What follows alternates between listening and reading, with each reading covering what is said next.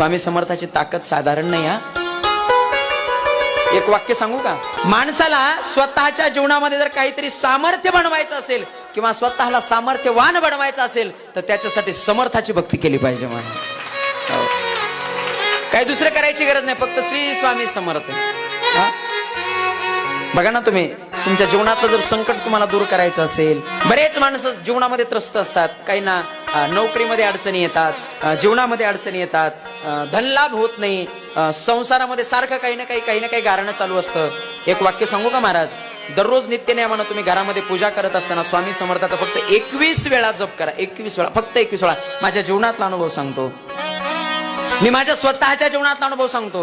दररोज सकाळी नित्यनेमानं तुम्ही पूजा करत असताना देवाच्या जवळ बसायचं, देवालयाजवळ बसायचं आणि श्री स्वामी समर्थ, श्री स्वामी समर्थ फक्त 21 वेळा जप करा. बघा, नक्कीच तुमच्या जीवनातली संकट दूर झाल्याशिवाय